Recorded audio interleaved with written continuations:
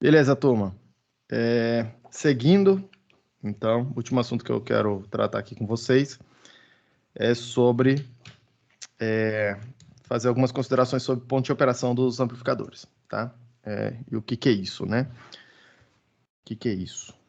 Vamos lá. Olha só, na hora que a gente começou a falar, né, de amplificadores, tá? Eu fiz uma brincadeira, né? Eu comecei estudando o que que acontecia com este circuito aqui quando eu colocava na entrada, tá? Uma tensão DC mais uma variação de tensão. E aí a gente viu que, atendidas determinadas condições, tá, aparecia na saída um VDC mais um delta aqui também, ok? Obviamente, eu vou chamar aqui de VDC linha, tá? É um outro valor. E, obviamente, aparecia um delta linha aqui, tá? Aparecia um outro valor. Mas, tá? Nos dois casos, eu tinha uma função que pegava a parte DC e mapeava numa outra tensão DC, e esse mapeamento só depende dos parâmetros do circuito, e eu tinha uma outra função que mapeava o delta, a parte de sinal, num sinal de saída, tá? E aí, eu vou escrever isso dessa forma aqui, ó, tá? Em termos do que o que está acontecendo no circuito aí, eu tenho um V em DC mais um delta V na entrada, e o circuito está mapeando isso aqui para um Vout, uma parte DC, mais um delta Vout, tá? Isso aqui é o que está acontecendo. E aí, tem meio que quatro partes aqui essa coisa, tá? O que a gente estava estudando até então era como que era essa parte aqui do mapeamento, tá? Que normalmente eu chamo aqui de função 2, tá? Como é que era essa parte do mapeamento? Como é que o sinal de entrada, que o circuito faz com o sinal de entrada para produzir o sinal de saída, tá? Isso é o que a gente estava estudando, ganho, impedância de entrada, impedância de saída até agora, ok?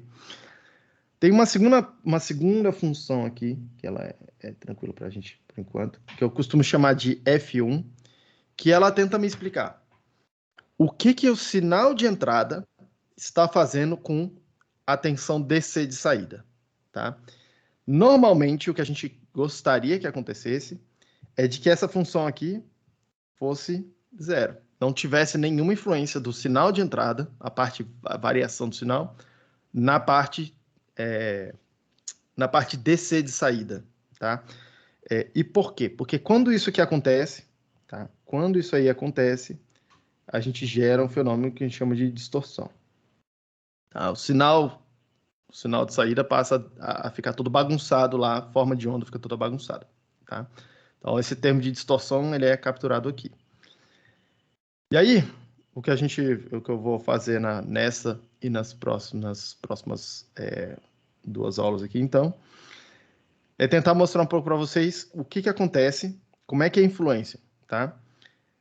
Do sinal não, da parte DC na parte DC, tá? E essa função aqui, F3, a gente costuma chamar de ponto de operação. Como é que a parte DC controla a parte DC, da entrada para a saída. E por fim, a última parte aqui, que a gente já viu também, tá? Como é que a parte DC controla. Como é que essa parte DC controla a parte de sinal lá na saída, tá? Essa função F4 aqui, ela acontece por meio dos parâmetros dos transistores, tá? Ó. Opa.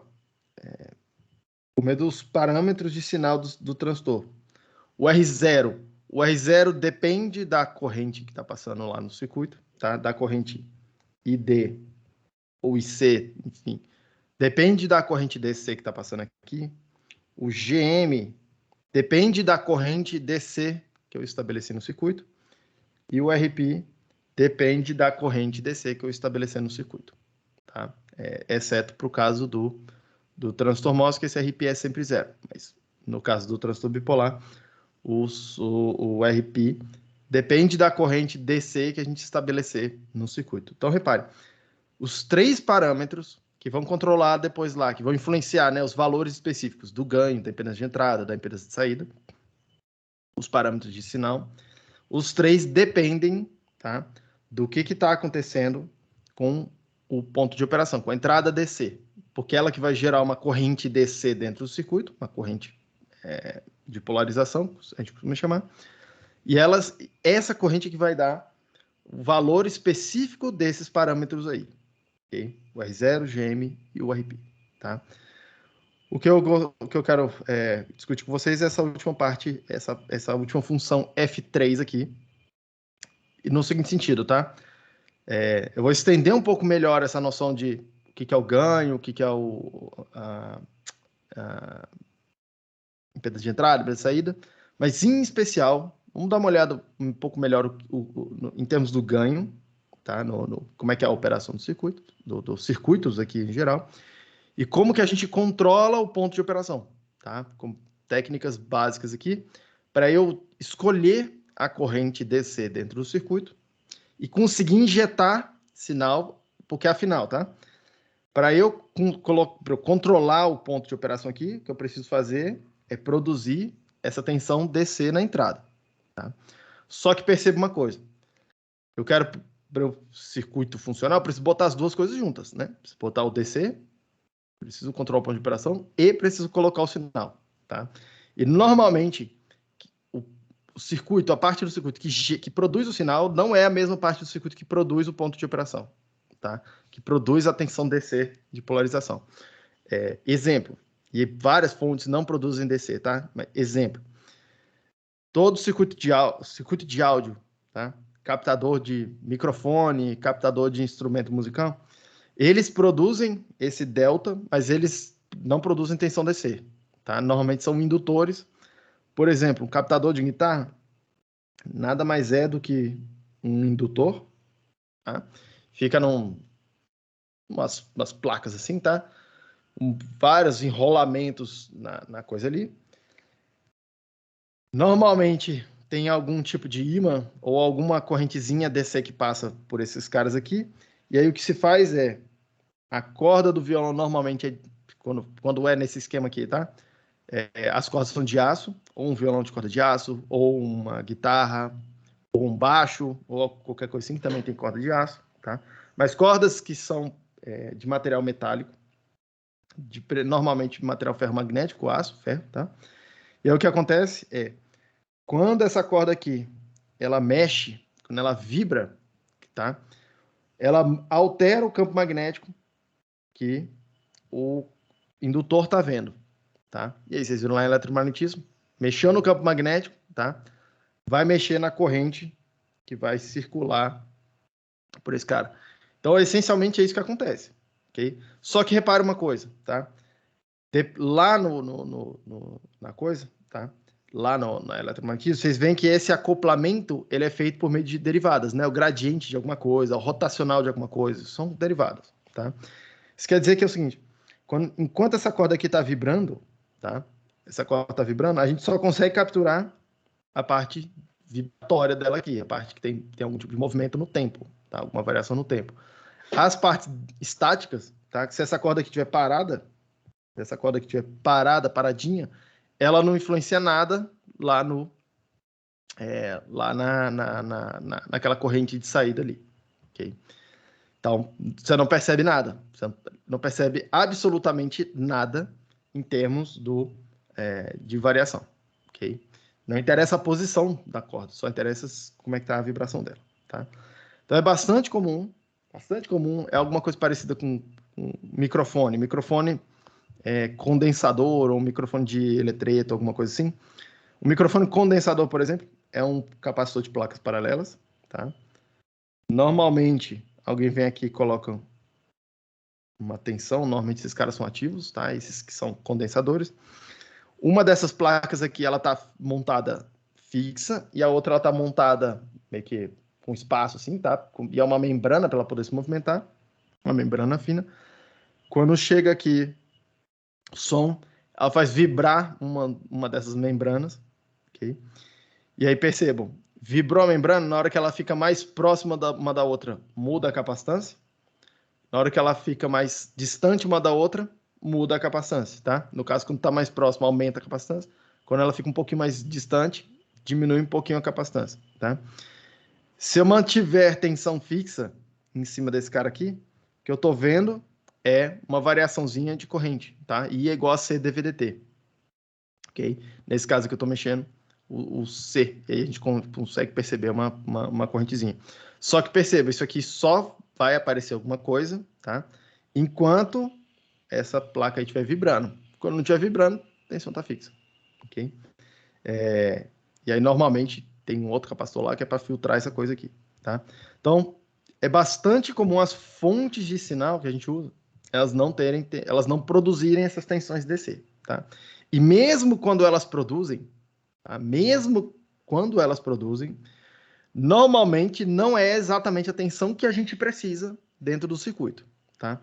Então, o que normalmente a gente faz é, cara, eu vou produzir a tensão que controla o ponto de operação do circuito. Vou produzir ao mesmo, dentro do circuito, é o que eu vou mostrar para vocês, e a gente tenta injetar o sinal de entrada para dentro do circuito, tá? Fazer essa operação aí de soma. E é isso que tem algumas idiosincrasias aqui, tá? Mas então, é disso que a gente quer falar na sequência, tá? Seguindo aqui então, pessoal. Seguindo aqui.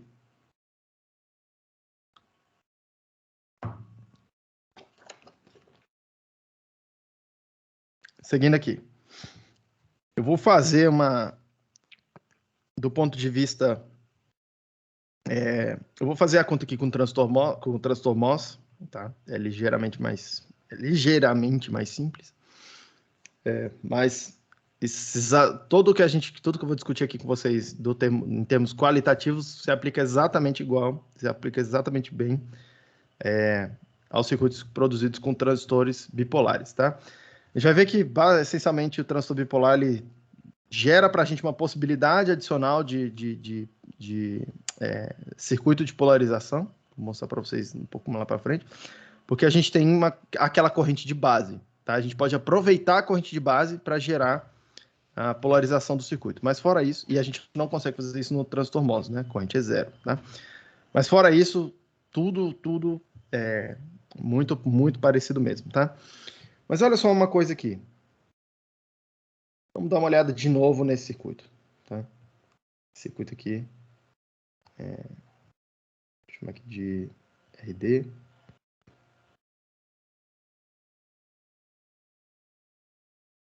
E VDD.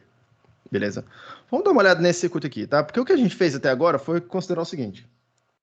Foi considerar que, o transistor MOS, ou o transistor, tá, no circuito, está em modo de saturação.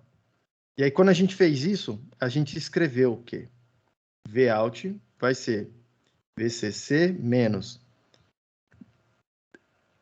a queda de tensão que aparece naquele resistor, tá? E aí, no caso aqui, essa corrente ID vai ser meio de K VGS, e aí nesse caso aqui, VGS é o V em DC que está aparecendo aqui, menos VTH ao quadrado. E aí eu aparecia com isso aqui e a gente analisou em termos do pequeno sinal o que está acontecendo, tá? Mas perceba o seguinte, tá? E a gente quer, aqui agora com vocês, eu quero dar uma olhada na figura um pouco maior, tá? Na coisa toda, tá? Reparem que, tá? À medida que eu aumento esse delta vem aqui, tá? Esse vem, perceba uma coisa. O que está acontecendo, tá? Com Vout, que é essa tensão aqui, mais, menos. À medida que eu aumento a tensão de entrada, o Vout, que é igual ao VDS, nesse caso aqui, particular, tá? O Vout diminui, é menos alguma coisa, tá? Menos alguma coisa, VCC menos alguma coisa. Eventualmente, eventualmente, a minha entrada vai estar suficientemente grande, tá? A ponto de esse circuito aqui ficar com uma tensão tão baixa que ele vai sair de saturação. Lembrando que, tá? Para ficar em saturação, preciso que VDS seja maior do que VGS menos VT. E alguma coisa análoga em termos dos transistores bipolares. Ok? Então, perceba. Tem uma faixa de VIN, de tensão de entrada DC, que me mantém na saturação.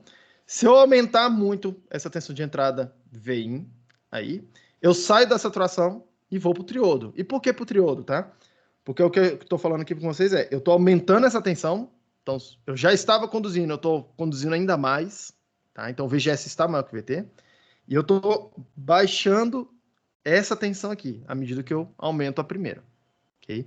Então o VDS, nesse caso, está caindo. Então eu estou caminhando da saturação para o triodo, ok? À medida que eu aumento o VEM. E quando eu abaixo o VEM, tá? E quando eu abaixo o VEM? Quando eu abaixo o VEM, eventualmente eu vou estar com um VGS tão baixo que ele está abaixo do VT, e aí eu vou para modo de operação de corte, tá? Ou região de corte. E aí, essa corrente que está descendo aqui vai ser zero, essa tensão aqui vai ficar travada em VDD, tá? Afinal, a corrente zero, a queda de tensão nesse resistor aqui vai ser zero. Se do lado de cá tem VDD, do lado de cá tem que aparecer VDD também. Ok? Então vamos escrever isso, e principalmente vamos botar num gráfico para a gente ver o que está acontecendo. Tá? Então vamos lá. Ó. Na condição de corte, tá? Condição de corte, eu tenho ID igual a zero, eu tenho Vout igual a VDD, ok? Quando que isso aqui vai acontecer? Quando o meu VIN for menor do que o VTH, ou menor do que o VTH, quando o meu VIN for menor que o VTH, e, por fim, eu tenho no triodo, que acontece, como a gente acabei de discutir, tá? Quando o meu VIN está suficientemente alto, ok? Quando o VIN está suficientemente alto, a gente vai ficar com a seguinte equação aqui para o Vout. VCC, VDD, estou chamando de VCC, não sei porquê. VDD menos RD vezes a corrente que está passando. Só que repare que agora a corrente vai ser K VGS menos VTH vezes VDS, que é o próprio Vout, menos VDS ao quadrado sobre 2. Ok? Então, muda o regime, muda a equação, muda o regime, tá? E aí, o que eu gostaria de mostrar aqui para vocês é o gráfico disso, tá? O gráfico disso. E eu vou tentar mostrar, vamos ver aqui que, normalmente, o que eu vou fazer aqui agora com vocês é um gráfico super poluído, que tem todos os livros de eletrônica, tá? Mas eu acho que vocês vão conseguir entender o que está acontecendo para quando vocês estiverem estudando o livro. Porque, eu vou mostrar aqui para vocês como é que é a construção desse gráfico.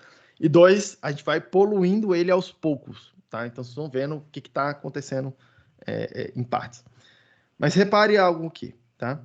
E aí, deixa eu desenhar ele grande, para poder rabiscar por cima depois. Eu fizer um gráfico aqui, que normalmente a gente chama isso aqui de curva característica, tá? Do lado de cá eu vou plotar o VIN, do lado de cá eu vou plotar o Vout. Em termos da entrada, tá? Eu quero considerar um range de entradas que vai de 0 até VDD. A gente sempre usa a tensão VDD como uma tensão de referência, tensão de alimentação, tá? No lado da saída, eu vou considerar também um range que vai de 0 até VDD, que é a máxima tensão que eu consigo extrair desse circuito, ok? Então, a gente está interessado normalmente nessas faixas aqui. Então, daquelas equações ali atrás, primeira delas ali, vamos lá. Enquanto eu estou com a tensão VIN abaixo de um determinado limiar no transistor, tá? Abaixo de um VTH. E aí vai ter um equivalente lá no transistor bipolar, tá? Novamente chama lá aquele de VCE, ou VBE on, alguma coisa assim. Okay? Então, tem um equivalente. Enquanto eu estou abaixo dessa tensão VTH, eu estou em região de corte. Tá? Se eu estou no corte, corrente igual a zero, a saída está travada lá no VDD. Então, na hora que eu plotar o gráfico aqui, eu vou ter alguma coisa parecida com isso aqui. Ó. Ok? Eu vou marcar um pontinho ali que é para poder indicar as diferenças. Tá? Nas notas de aula, eu faço a conta de quando é que começa o triodo, quando é que separa ali o triodo da saturação. Tá? Aqui, eu vou simplesmente perceber que tem uma tensão que eu vou chamar aqui de V1. Lá nas notas de aula vocês vão ver a conta disso. Não me interessa aqui o valor específico dessa tensão. Tá? Só me interessa saber perceber que existe uma determinada tensão de entrada, a partir do qual eu saio do modo de saturação e eu entro no modo de triodo. Tá? Meu VGS está suficientemente grande, mas o meu VDS fica pequeno. Fica suficientemente pequeno para a gente sair do modo de saturação e para o modo de triodo, tá? Então, repare, nessa faixa aqui, eu estou em triodo, nessa região aqui toda eu estou em saturação, perdão, aqui eu estou em corte, nessa faixa central aqui eu estou em saturação, e nessa última região aqui eu estou em triodo, tá? Em saturação, é essa aqui a equação, tá? Alguma coisa ao quadrado. Repare que é o Vin ao quadrado e é com cavidade negativa, tá? Sumir da tela aqui para vocês, né? Com cavidade negativa. Então, a parábola com cavidade para baixo. E aí, essa coisa aqui, se a gente fizer um esboço desse gráfico, fica alguma coisa, tá? Parecida com isso aqui. Alguma coisa parecida com isso aí, tá? Até que tem algum determinado ponto aqui, onde eu vou para o triodo. E aí, se vocês for reparar aqui, ó, na equação do triodo, tá? Eu tenho, ó, em termos do V-in e V-out, tá? Eu tenho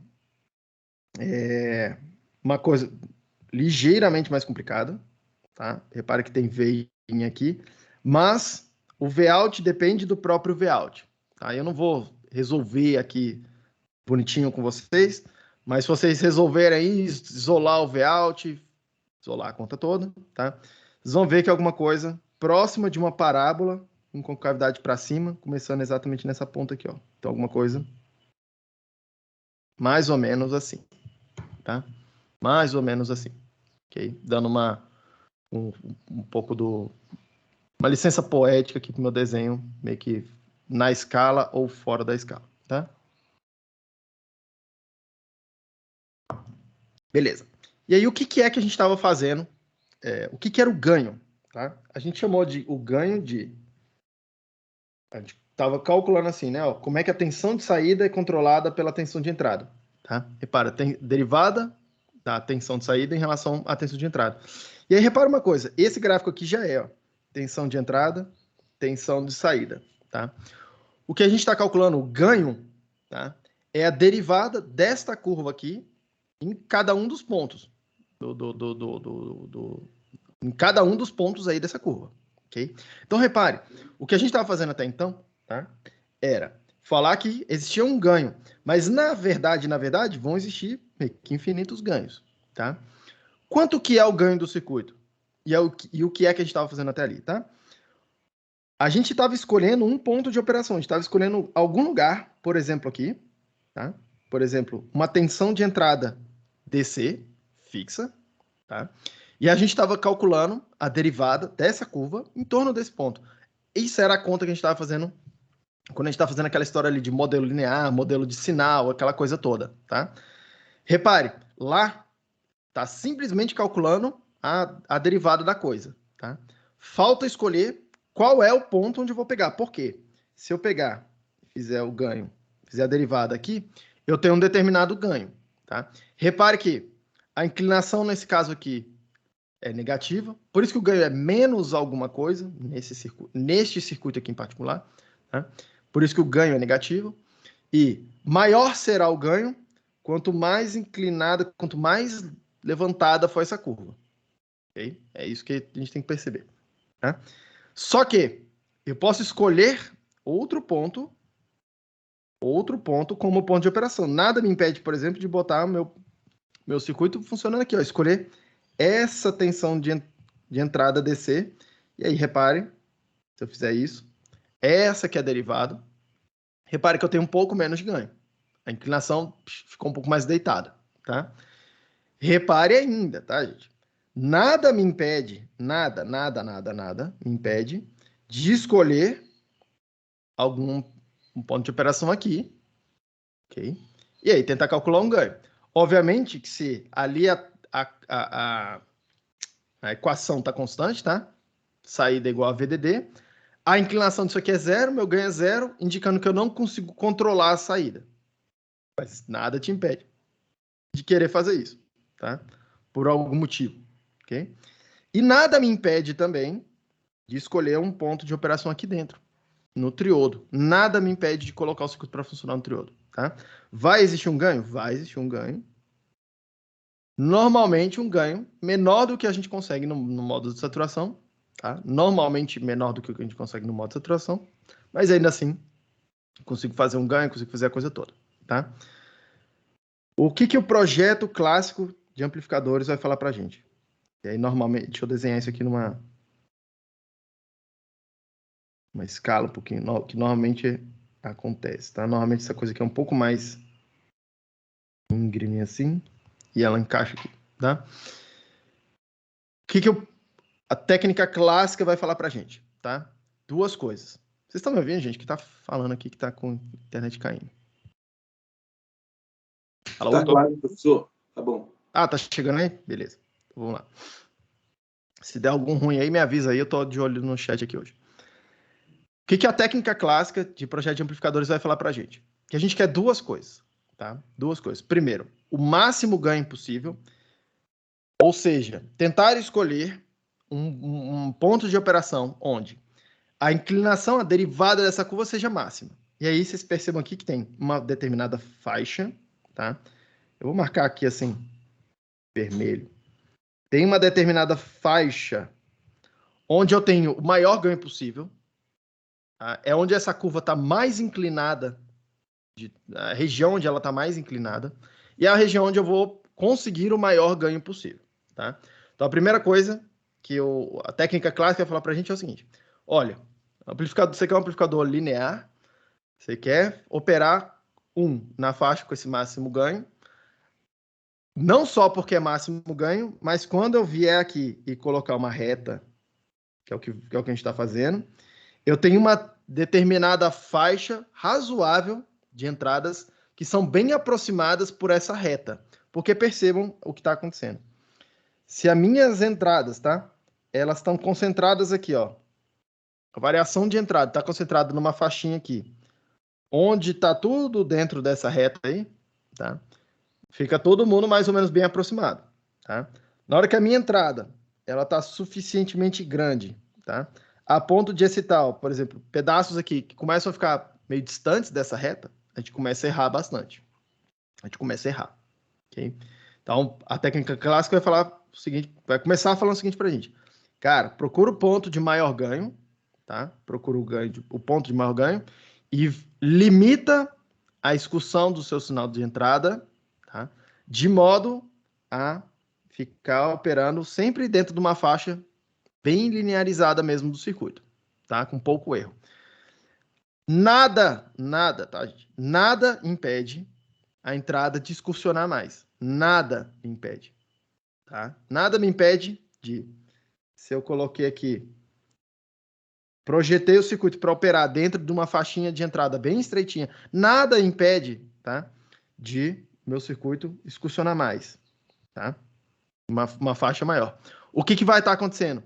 Ah, vou estar perdendo o ganho? Não é exatamente isso que a gente considera. O que normalmente a gente considera é que o ganho é isso aí, a inclinação dessa curva aí.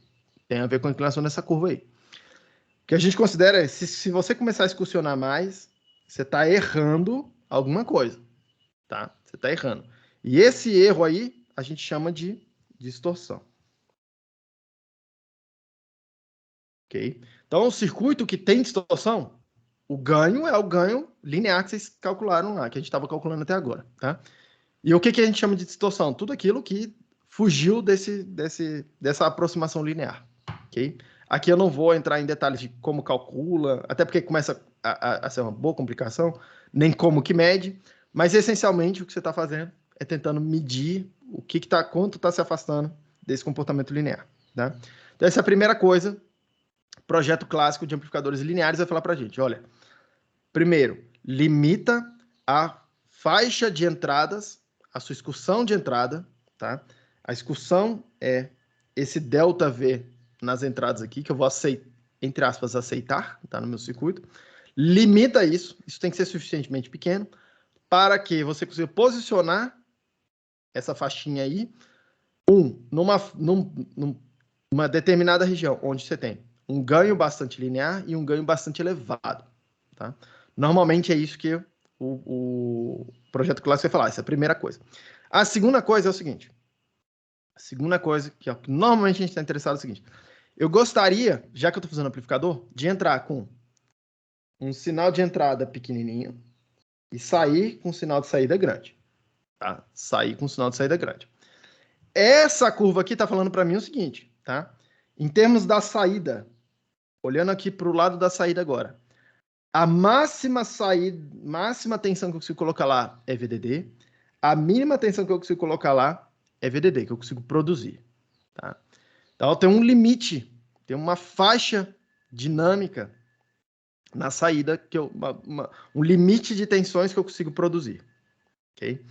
Se a gente quer um sinal grande na saída, eu gostaria que meu sinal pudesse excursionar o máximo possível, tá? Pudesse aproveitar toda essa faixa de tensões sem distorção, tá? Sem bagunçar a coisa toda. Então, normalmente, tá? O projeto clássico de amplificadores vai falar o seguinte: onde que eu escolho o ponto de operação na saída, a faixa DC, tá? Ele vai falar para mim, cara, escolhe aproximadamente na tensão aí, ó, na metade da tensão de alimentação, tá? Por quê? Na hora que o seu sinal estiver tentando subir, excursionar para cima, ele tem aproximadamente, ó, VDD sobre 2 de tensão para poder subir, tá? E quando ele estiver tentando excursionar para baixo, ele vai ter aproximadamente VDD sobre 2 de espaço para poder descer, tá? E aí você maximiza o tanto que você consegue subir, o tanto que você consegue descer, sem bagunçar o seu seno. O que aconteceria se eu fizesse, se eu colocasse meu ponto de operação em outro lugar, tá? Por exemplo, a gente que eu escolhi colocar aqui, ó, nada me impede. Na hora que eu estiver descendo, na hora que eu estiver excursionando o sinal de saída, tá? Para baixo, ele tem bastante espaço para descer, ele tem essa tensão toda aqui, tá? Agora, na hora que ele estiver excursionando para cima, na hora que eu estiver no semiciclo positivo do sinal, eu tenho uma faixinha mais reduzida aqui, tá?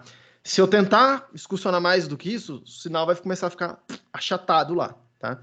E aí, em vez de ver um seno na saída, que a gente começa a ver é alguma coisa meio que quebrada, assim, ó, distorcida, meio que chapadona, assim, tá? E aí, isso daqui, ó, repare, isso aí é o que a gente vai chamar de distorção, tá? Essas quebras, toda essa coisa que bagunça a forma de onda do sinal que eu coloquei lá na entrada, a gente está chamando genericamente aqui de distorção, ok?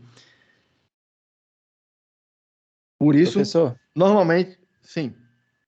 então no caso, na hora de eu colocar esse ponto de operação aí em VDD sobre 2, isso tem que ser, no caso, a tensão entre o dreno e a fonte, né? Porque, por exemplo, o pessoal começa a colocar aqueles resistores ali de degeneração de fonte, não sei o que mais, aí... Sim, vamos por partes aqui, tá? Aqui eu tô com esse circuito, analisando este circuito, tá? Os outros têm alguma característica parecida, tudo bem? E eu vou falar disso aqui um pouco para frente também. Na hora que a gente começa a falar em colocar degeneração, raramente a gente não tem esse resistor aqui embaixo, tá? Esse resistor que a gente chama de RS aqui. Raramente a gente não tem. Vai melhorar essa discussão. Eu preciso preciso, tá? Colocar alguma tensão aqui, escolher alguma tensão. E aí perceba que esse VDD sobre 2, entre aspas, ele começa a ficar meio bagunçado, assim, não fica exatamente, tá? Por quê?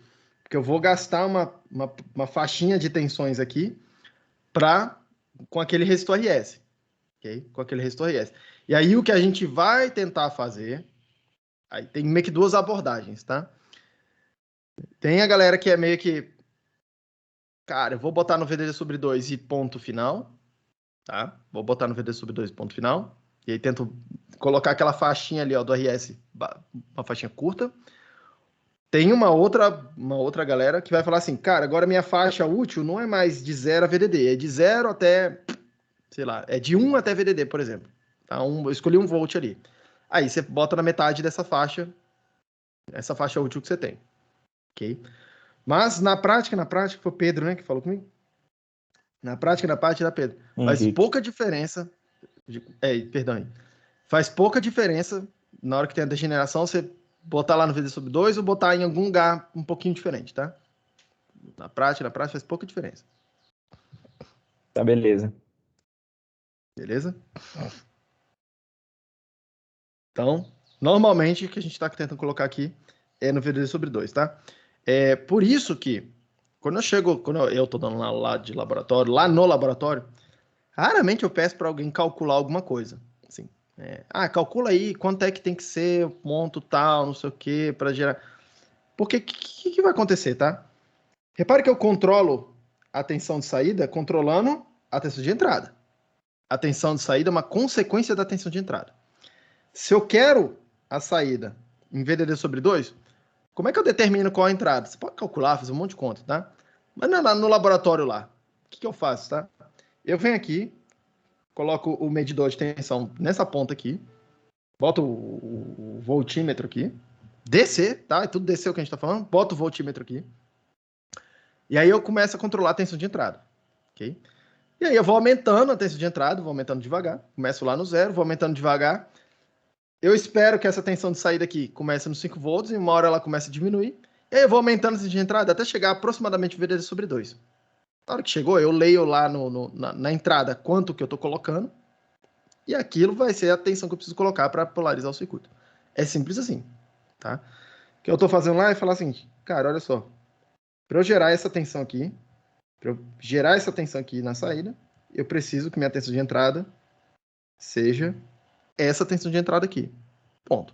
Tá? Normalmente eu faço bem experimental mesmo. Tá? Bem experimental mesmo. Tá? E assim, é simplesmente isso. E é quase como uma mágica, tá, pessoal? Quando tá no laboratório, infelizmente, eles não tiveram essa experiência de chegar lá no laboratório e montar esse negócio, tá? No simulador, é meio que tudo funciona, é matemática, você faz a conta, você sabe quanto que é o valor dos resistores, sabe o valor dos parâmetros, sabe tudo. Lá no laboratório, basicamente é o seguinte, você monta o circuito não funciona, tá? Até a hora que você fala assim, tá bom, eu vou fazer esse procedimento aqui, vou ajustar o ponto de operação. Aí você bota lá o voltímetro, tá? Arruma a tensão de entrada até ficar no VDD sobre 2 na saída. E aí, magicamente, tudo funciona.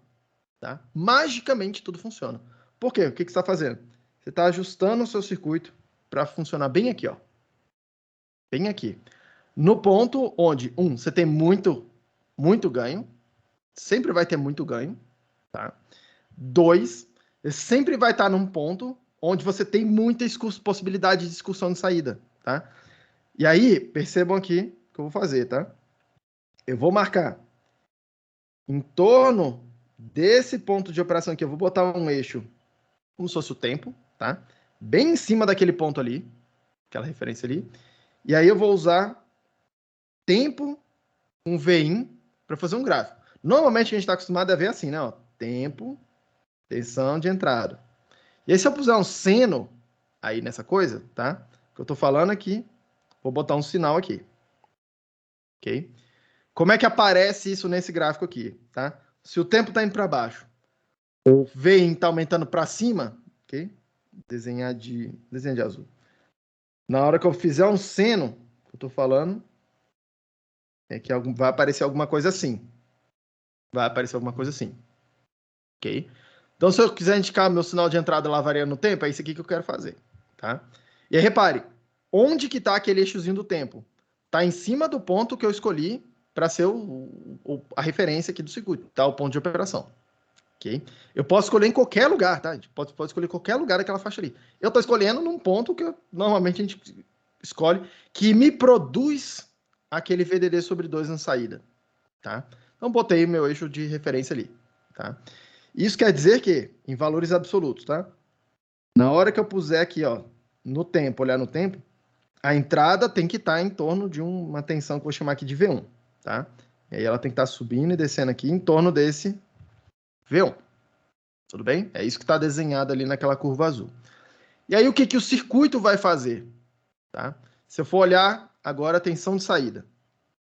Vou fazer a mesma coisa. Se eu estou olhando a tensão no tempo, que é uma terceira variável aqui, eu tenho tensão de entrada, tensão de saída e o tempo, tá? Eu vou botar meu tempo em termos da saída, tá?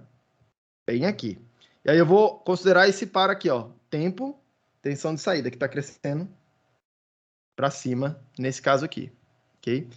O que é que está sendo produzido na saída? Horas. Todo lugar, tá?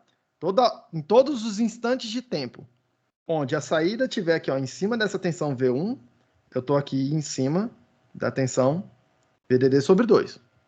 Isso é a primeira coisa que a gente tem que perceber. Segunda coisa, toda hora que eu estiver aqui, ó, nos máximos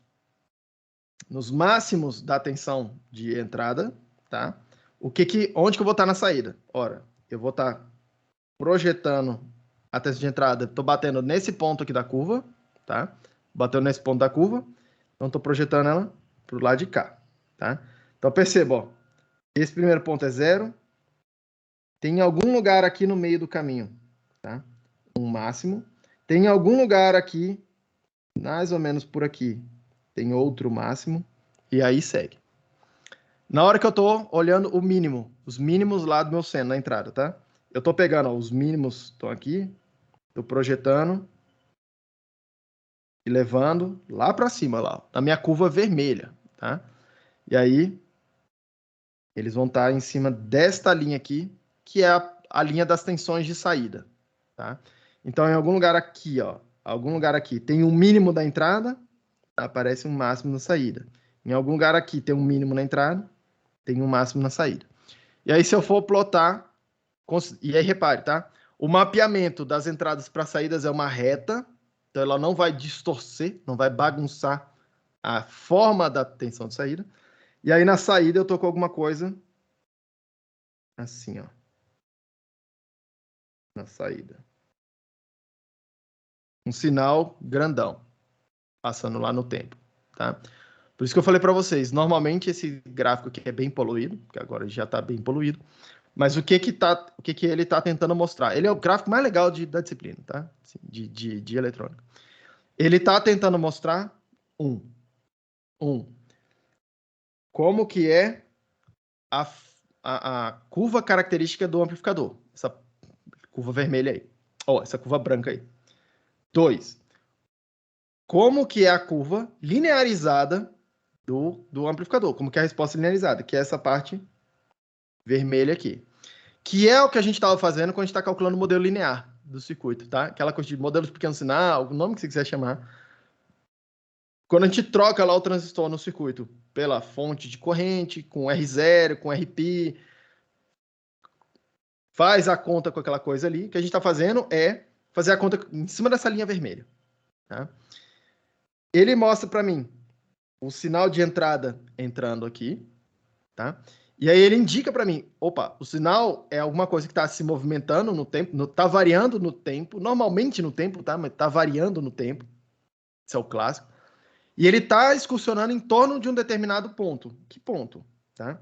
Esse ponto aqui, que eu estou chamando de V1. E a gente, aqui com vocês, eu escolhi esse ponto de tal maneira que esse ponto na saída produz VDD sobre 2. Mas você pode escolher qualquer outro ponto, tá? Qualquer outro ponto. E aí ele está te mostrando, por fim, como que isso aqui produz, mapeia, né, a faixinha a entrada na saída. Tudo bem, gente? É isso que esse gráfico está mostrando para assim, que ele mostra um monte de coisa. Por isso que ele é normalmente um pouco mais poluído, tá? É bastante interessante, eu não preparei isso aqui para vocês, tá? Essa animação aqui. Eu vou tentar recuperar aqui, eu não encontrei ontem, mas eu tinha feito em 2019, eu tinha feito um script aqui, que permitia você clicar aqui nessa coisa, clicar, tá? Aqui, e escolher onde é que você quer botar seu ponto de operação. Então, você vinha aqui com o mouse aqui, clicava nesse pontinho aqui, e andava com esse troço aqui para cima ou para baixo, tá? E aí, o que você via acontecendo, tá? O ganho vai mudando. Imagina que eu coloquei meu ponto aqui, tá? Meu ponto aqui. A entrada vai mudar, porque a entrada não vai mais excursionar aqui, ó. Agora ela excursionaria aqui, seria alguma coisa assim, ó, o seno que tá entrando. Ok? E eu vejo a saída, tá? Porque eu consigo vir aqui, projetar a saída, e aí eu vou ver alguma coisa assim, né? Alguma coisa distorcida, ok? Lembrando que a curva vermelha é uma aproximação. A curva branca é o que conta, tá? Se ela tá falando para mim que eu não consigo passar dessa tensão aqui, eu não consigo passar dessa tensão. Se ela tá falando para mim que eu não consigo descer abaixo dessa tensão aqui, eu não consigo descer abaixo dessa tensão, ok? E aí, você consegue ver lá, mexendo no ponto de operação, como é que vai acontecendo distorção ou não distorção. Tudo bem, gente? Até aqui? Tranquilo. Beleza. Em termos do que a gente estava fazendo em modelo, que a gente chamou de modelo de sinal, tá? Modelo de sinal. A gente fez alguma coisa muito parecida. Quando eu calculei para vocês aqueles parâmetros RPI, R0, GM, o que a gente estava fazendo, tá? Percebam que nos dois casos, tá? Tanto no caso do transtorno MOS quanto no caso do transtorno bipolar, eu tenho opa, deixa eu fazer uma cor mais visível aqui. Eu tenho a corrente, ela é uma função de duas tensões, tá? VGS e VDS, ou VBE e VCE, que seriam os equivalentes, tá? Tanto faz. Repare que a corrente depende de duas variáveis, tá? Então, se eu for levar ao pé da letra essa coisa aqui, tá? Eu teria algo assim, tá? Imagina, ó, VGS vindo numa direção, VDS vindo noutra direção, e para o lado de cá, a corrente. Então, repare que o negócio é literalmente tridimensional. Tá? Eu tenho três variáveis lá que me interessam, duas são independentes, então nesse plano VGS e DS, e eu tenho uma variável dependente, que é a corrente, e aí isso vai formar uma superfície aí, tá? nesse plano aqui. Só que, cara, primeiro, isso aqui é bem mais complicado de analisar dessa forma, tá? Bem mais complicado de analisar dessa forma. Hoje, com o computador, a gente consegue plotar esse gráfico, girando ele, ver um monte de coisa. É até bacana fazer esse gráfico aqui, tá? Só que pense nos anos 50, 60, a galera não tinha isso, tá? Então eles tinham que normalmente dar um jeito de analisar isso aqui de maneira um pouco mais... alguma outra maneira, tá? E aí, da onde é que saiu aquela história de modelo de sinal, tá? Saiu da ideia de cálculo 3, que eu vou olhar, tá? Linhas específicas nessa direção aqui, tá? E aí, quando eu estou fazendo isso, eu estou tentando olhar como que o VDS controla a corrente para um determinado VGS fixo. Escolhi um VGS aqui, como que a variação do VDS, como que eu andar para cá e para cá, controla a corrente. A gente faz isso. Então, me dá um gráfico que é alguma coisa assim, né? Ó. VDS está variando, eu estou olhando o ID. Tá? Na outra direção, a gente faz isso também, tá? Eu estou olhando o que está acontecendo aqui, ó. Para um determinado VDS fixo, eu quero ver como que o VGS controla a corrente. E aí, tá um outro gráfico, VGS por ID. Tá? Você vai lá nas equações, escreve a parada, faz o gráfico, tá? Você vai ver que esse aqui de baixo é uma parábola com cavidade positiva, passa nesse negócio, mais ou menos uma parábola, tá? Não é exatamente uma parábola, não. Até porque, enquanto eu estou abaixo do VT, a corrente é zero, depois vira uma parábola, tá? Em algum ponto, vira uma reta. É alguma coisa assim, tá? Esse gráfico aqui. No lado, no de cima ali, ó, VDS por ID, tá? O que a gente viu é que tem uma região de triodo aqui, onde eu tenho comportamento parabólico, a partir do qual eu fico com uma reta. Pronto, tá? É mais ou menos isso que está acontecendo. No de cima, o que acontece quando eu mexo no VGS? Porque, afinal, essa curva aqui é para um determinado VGS, tá? Se eu diminuir o VGS, a minha curva faz alguma coisa assim. Se eu aumentar o VGS, minha curva faz alguma coisa assim, ok? No de baixo, o que acontece se eu mexer no VDS? Porque percebam, esse aqui de baixo ó, é para um determinado VDS fixo, tá? Travou o VDS. Na hora que eu mexo no VDS, tá? Eu tenho alguma coisa assim para baixo, ou tenho alguma coisa assim para cima. Esse cara aqui não é tão sensível ao VDS. Uma coisa assim, tá? Quando eu tento aumentar o VDS. Tudo bem, gente? É meio que isso aqui, é isso aqui o que está acontecendo, tá? E aí, o que é o GM, o que é o R0, o que é o RP, o que são aqueles parâmetros lá, tá? Nesse caso aqui, ó, particular, eu consigo ver imediatamente dois deles, tá? O GM. O que é o GM? O GM era como que a corrente ID é controlada pela tensão VGS. Então, é a derivada desse gráfico aqui, ó. Tá? Então, na hora que a gente calcula o GM do circuito, o que eu estou fazendo é calcular a inclinação dessa curva aqui, ó. Que acho que alguns de vocês não devem ter percebido isso no passado. E aí, repara uma coisa.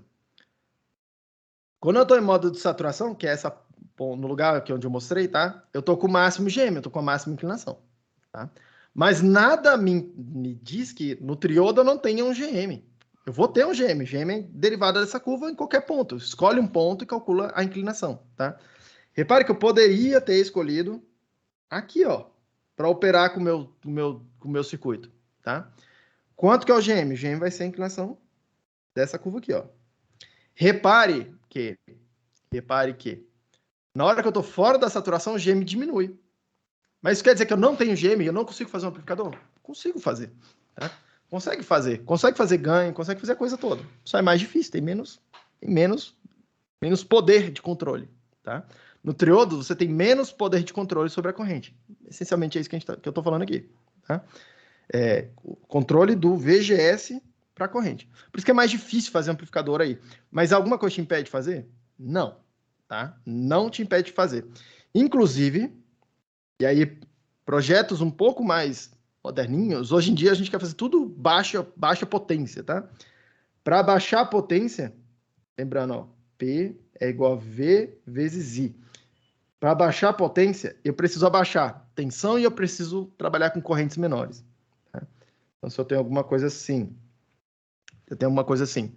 e eu quero trabalhar com GM alto, repara, uma inclinação grande aqui, eu vou colocar uma determinada corrente. Esse é o que a gente estava fazendo até agora, é o clássico, tá?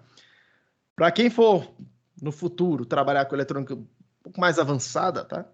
Principalmente integrado, microeletrônico, tá, não sei o quê, que vai fazer circuito de baixo consumo, normalmente vocês vão querer trabalhar com menos corrente, você vai querer abaixar essa corrente aqui. Inevitavelmente, tá, gente? Inevitavelmente, você vai ter que começar a operar aqui, ó, em regiões que você tem menos GM. Você tem menos... Porra, não posso subir a corrente, eu não posso escolher essa coisa em qualquer jeito. Então, inevitavelmente, a gente, hoje em dia, trabalha com menos GM para poder trabalhar com menos corrente, ok? Isso impede a gente de fazer amplificadores? Não. Amplificadores normalmente são piores, tá? Quando a gente faz isso aqui. É mais difícil, bem mais difícil fazer. Eles são piores, tecnicamente piores, tá? Só que a gente começa a colocar mais coisas no circuito para ir corrigindo defeitos que vão surgindo por conta de ter um dispositivo operando numa faixa menos favorável para ele, tá? Então, normalmente tem mais circuito para corrigir, tem mais filtragem, tem mais coisas, tá? Mas no balanço, a gente consegue reduzir bastante a potência fazendo isso, ok? Então, repare, o GM é inclinação nessa curva. Era isso que a gente estava calculando quando a gente calculou o GM. O R0, tá? Ele era a inclinação, né? A derivada é ΔI D dividido por delta VDS, o inverso disso aqui.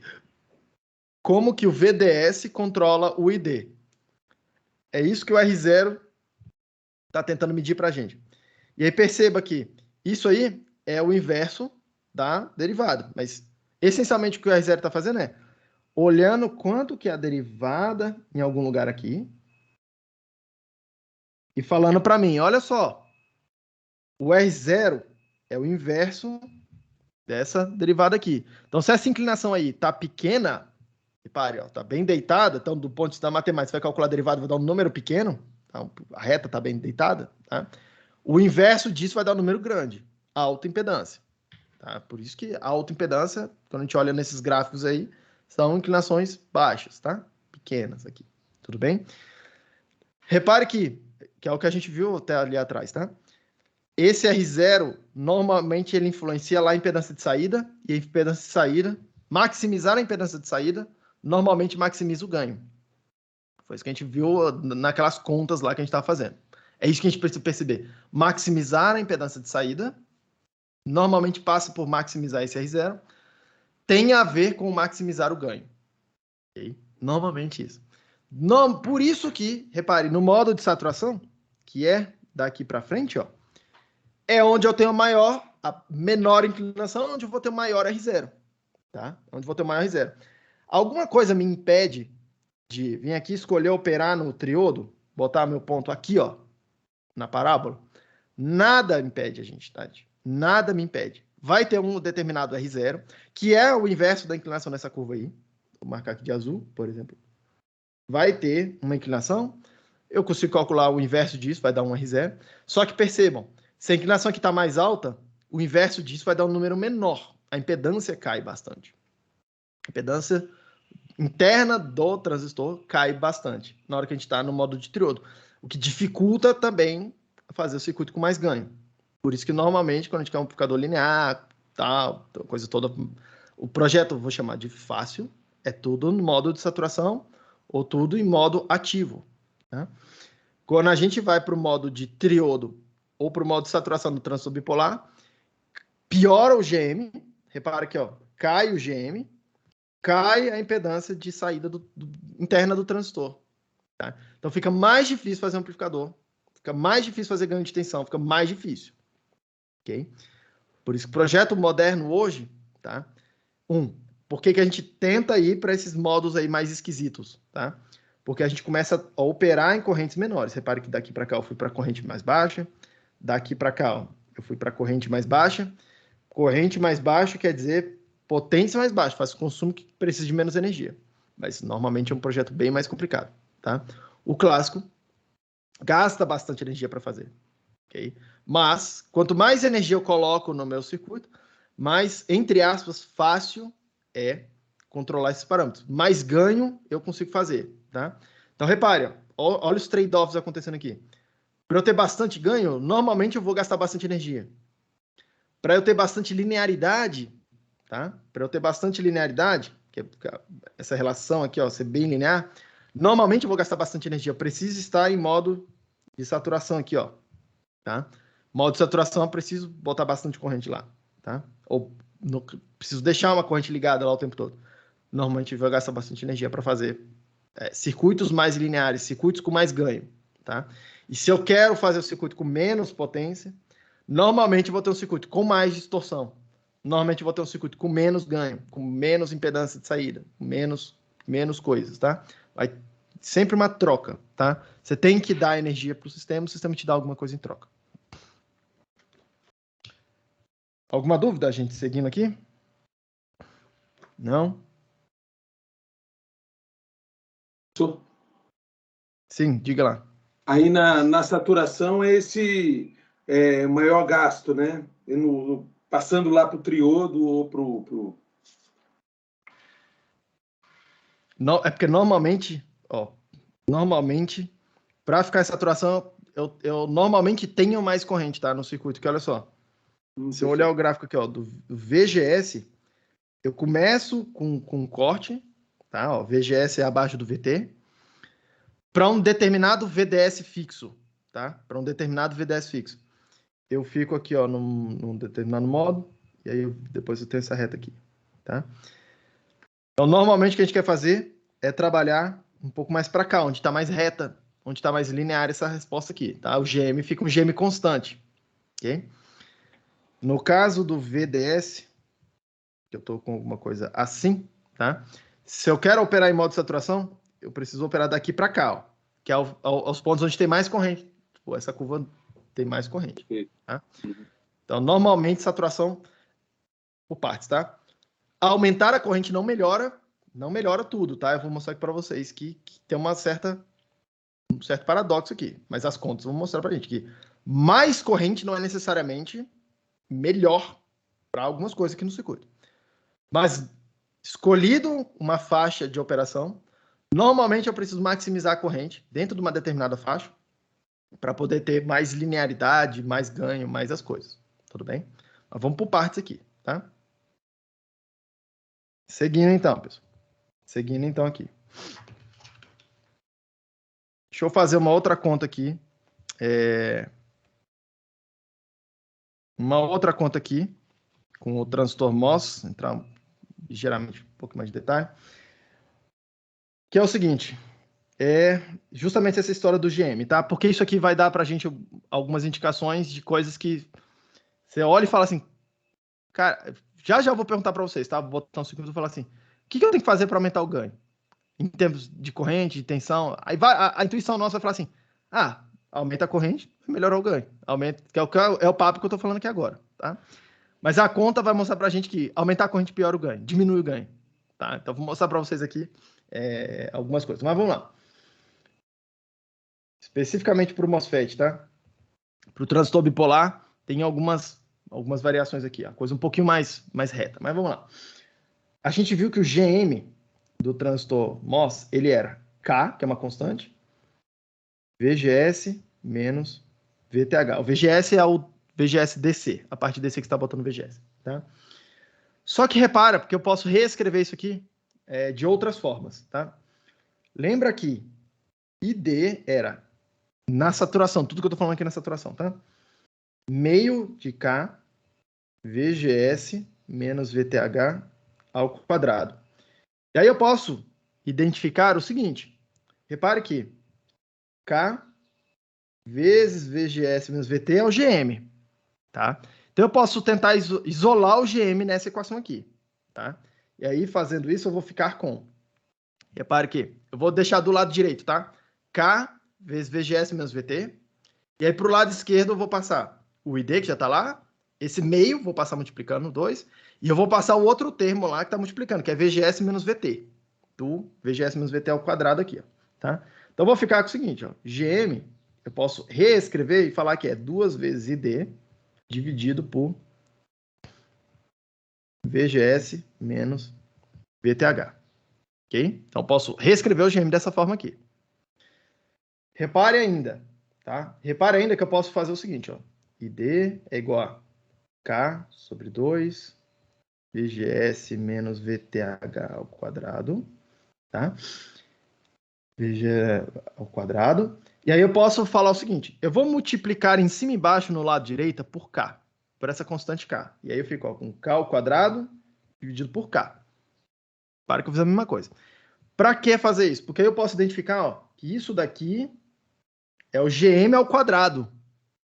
K vezes VGS menos VT ao quadrado. Ok?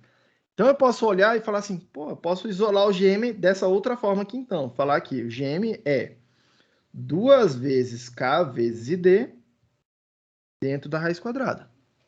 Então ainda posso reescrever esse GM. Repare que o GM, tudo é o mesmo GM, tá? É tudo a mesma coisa.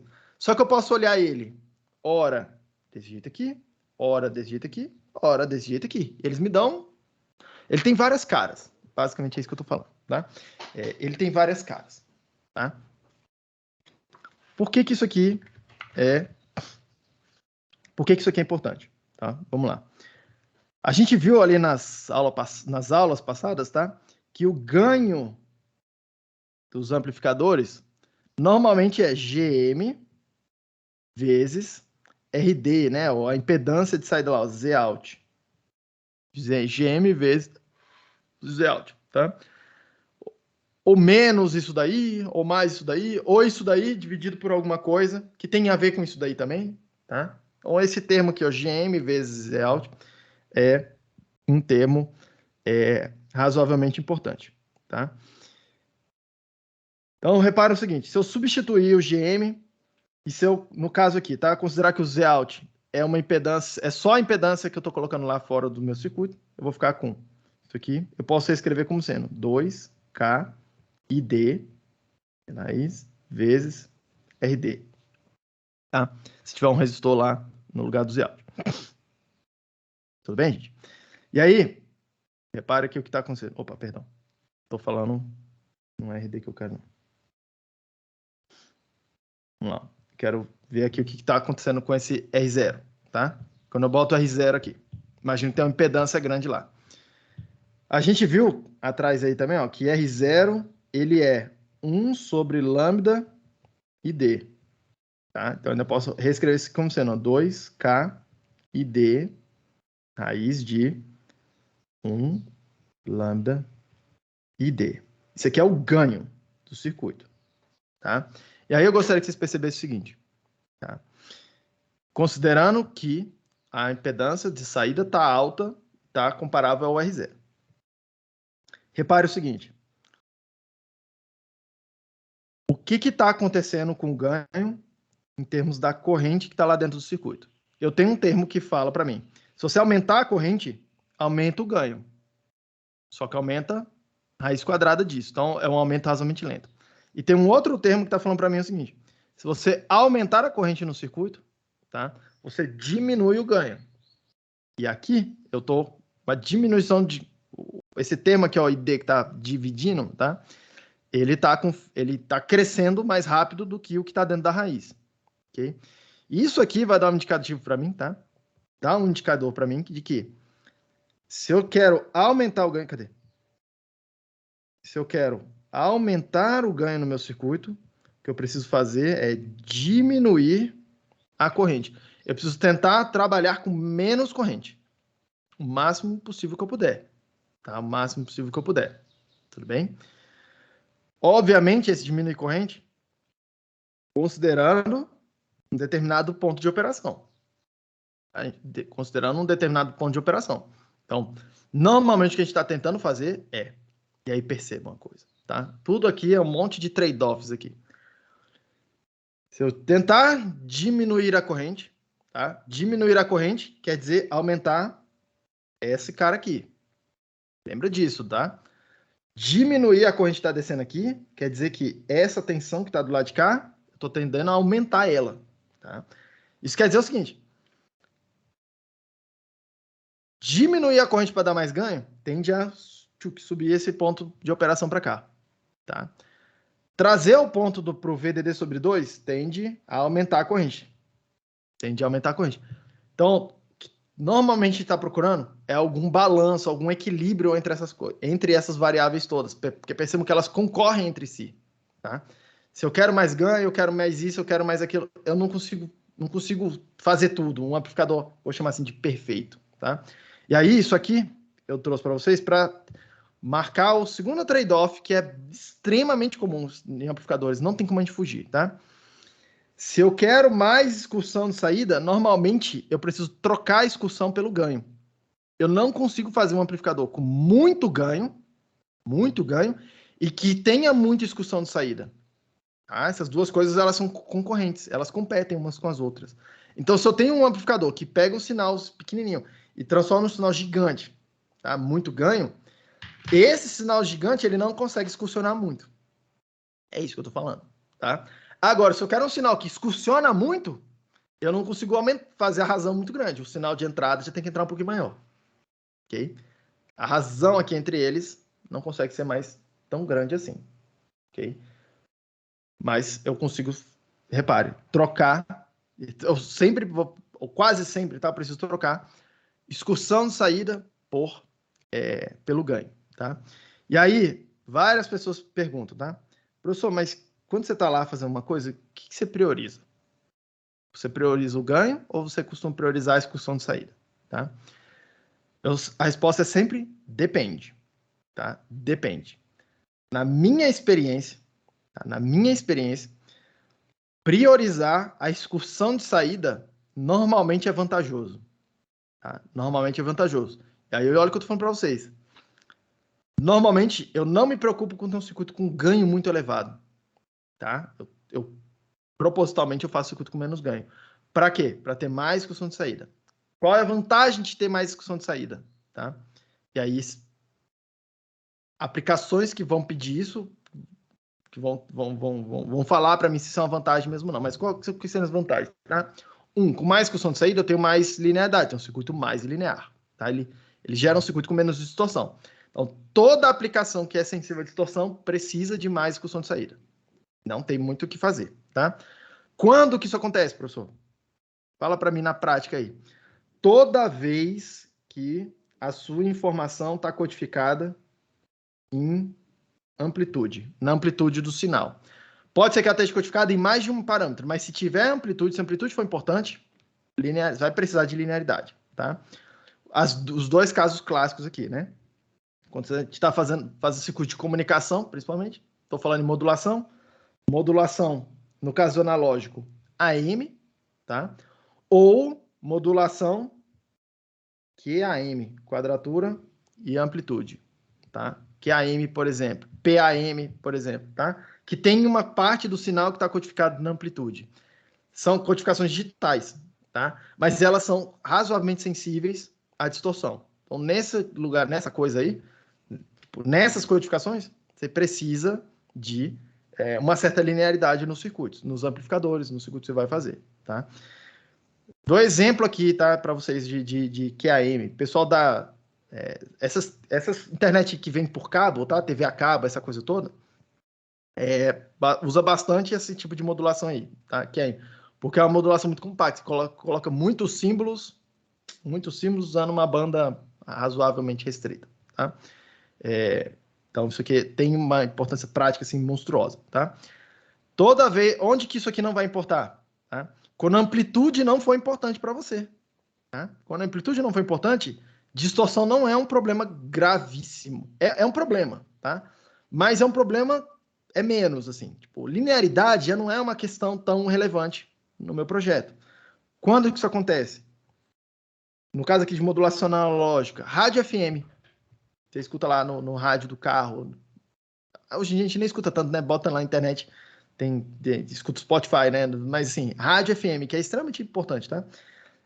Para comunicação, por exemplo, comunicação de aviação, etc., né? De avião com torre de comando, essas coisas, ainda usam canais de modulação analógica, apesar de ter sistemas digitais, tá? Mas sempre tem pelo menos o sistema de backup lá de comunicação de aviação, é um sistema de comunicação FM, tá? E aí o que acontece? FM, toda a informação está codificada na frequência. Ele não está muito aí para amplitude. Então, se você bagunçar um pouco a amplitude, não tem muita importância, tá? Não tem muita importância. Em termos de modulação digital, por exemplo, aqui, ó, PSK, são, por exemplo, um tipo de modulação modulação em fase, é um tipo de modulação que não se importa muito com amplitude, tá? Assim, é muito insensível a você fazer distorção lá na amplitude, tá? Então, você pode fazer um projeto que gasta menos energia, que coloca mais distorção de propósito, porque a sua aplicação é menos sensível a isso, tá? Segundo lugar, onde discussão de saída é normalmente importante, tá? E aí eu não vou mostrar aqui, mas quando vocês estiverem fazendo lá disciplina de princípio de comunicação, provavelmente vocês vão ver isso, tá? Que é o seguinte: a margem de ruído ou a figura de ruído do circuito, a quantidade de ruído que o seu circuito produz, comparada com o seu sinal, tá? Essa razão aí a gente chama de figura de ruído. A figura de ruído ela melhora, tá? Quanto maior for a excursão do sinal, dos sinais. Quanto mais sinal, melhor fica a relação sinal-ruído, tá? Quanto mais sinal eu consigo colocar em algum lugar para o mesmo ruído, maior relação sinal-ruído eu consigo ter, tá? E aí eles mostram lá, tem umas contas, tá? De que a figura de ruído total do circuito, tá? Ela é bastante influenciada pela quantidade de sinal, pela relação sinal-ruído que você coloca no primeiro estágio do seu circuito, do seu sistema, tá? Por isso que circuito de rádio sempre tem, aqui logo na ponta da antena, tem um amplificador, que normalmente chama de LNA, tá? Um amplificador de baixo ruído, Low Noise Amplifier, tá? Esse amplificador tá aqui, não é para tornar o seu sinal grande e tá, nada disso. É simplesmente, ele tem que ser, tá? Um amplificador. O máximo ganho possível e a máxima linearidade possível, tá? Máxima excursão, a coisa toda. Para quê? Porque esse amplificador aqui, ele torna todo o resto do sistema que está aqui para dentro mais insensível ao ruído que o próprio sistema gera. Quanto mais ganho você consegue colocar naquele amplificador ali, e quanto mais linear ele for, mais pior podem ser os circuitos que estão ali para frente, tá? Mais insensível isso aqui fica ao ruído do resto, ok? Que é um resultado meio, chama lei de Snell, que é um resultado meio contraintuitivo, tá? Assim, a priori, tá? Mas isso acontece, por isso que todos os circuitos de rádio, todos, não existe nenhum circuito de rádio, não conheço nenhuma exceção para isso, e aí eu julgo dizer que é 100%, tá? Todos eles vão ter um amplificador de baixo ruído, esse amplificador ele tem que ser máxima excursão de saída, máxima linearidade e o máximo ganho que você conseguir fazer aqui dentro, mas priorizando excursão e linearidade, tá? Todo circuito tem um LNA lá dentro, que é um circuito meio complicado de fazer, tá? Normalmente ele precisa ser bastante linear.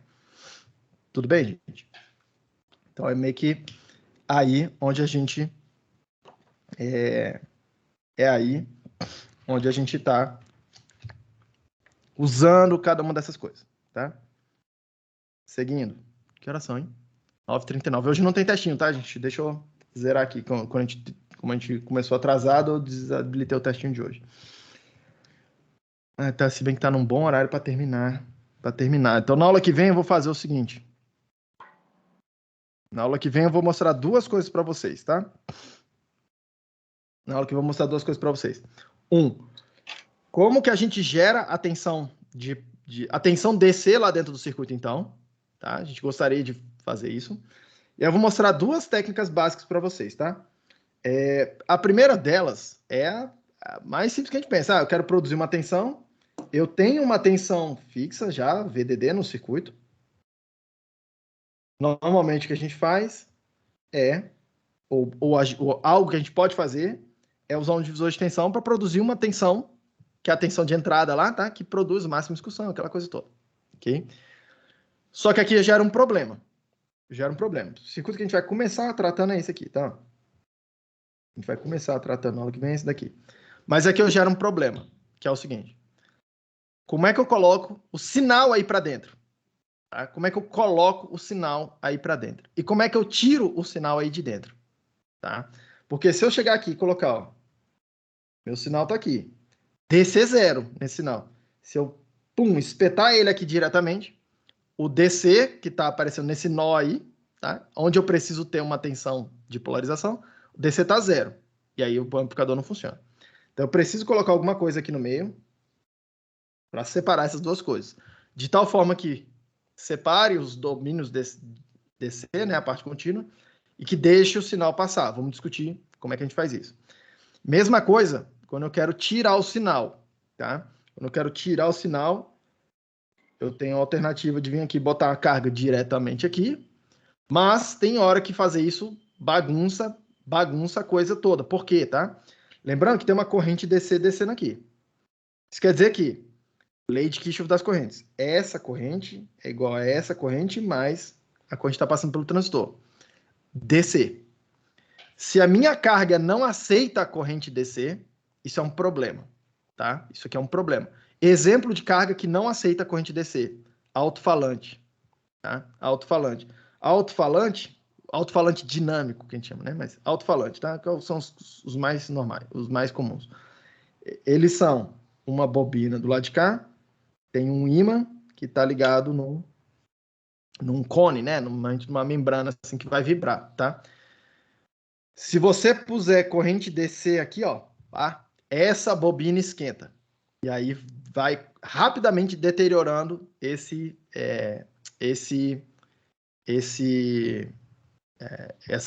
sistema, tá? O sistema de alto-falantes. Então, aqui o que a gente quer passar é passar o sinal sem descer. Eu quero o sinal excursionando aqui, ó, em torno do zero bonitinho, tá?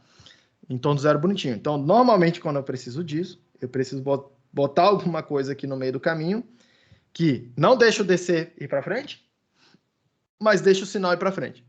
Tá? Então, na hora que vem, a gente vai discutir, então, brevemente, essa coisa aqui e esses acoplamentos, tá? O acoplamento direto, que é só plugar lá, é simples. O acoplamento indireto, que precisa de alguma coisa no meio do caminho para separar, é um pouco mais sofisticado. Então, vamos discutir um pouco isso na aula que vem. E aí, na última aula, então, na quinta-feira da semana que vem, o que eu vou mostrar para vocês é uma forma de... E aí, quando a gente está com transtorno bipolar, tá? Meio que só dá para fazer isso com transtorno bipolar. Tem uma corrente de base entrando aqui. É inevitável ter essa corrente de base. Tá? E C igual a beta e B. É inevitável ter essa corrente de base. Cara, se eu tenho já uma corrente de base que eu não vou ter como evitar, será que a gente não pode usar essa corrente já para produzir uma queda de tensão e já produzir a tensão de polarização? É isso que eu vou mostrar para vocês como fazer, tá? Que é uma técnica um pouco mais específica do transtorno polar, mas tá aí na selva, tá? Vocês vão ver vários circuitos que são baseados nessa ideia. E aí, tento fazer alguns exemplos aqui para vocês, beleza? E aí, para finalizar aqui, lembrando, a prova de vocês tá ficando para o dia 4 de setembro. Dia 2 é feriado, tá? E a substitutiva, para quem precisar fazer substitutiva, vai ficar para o dia 11, tá?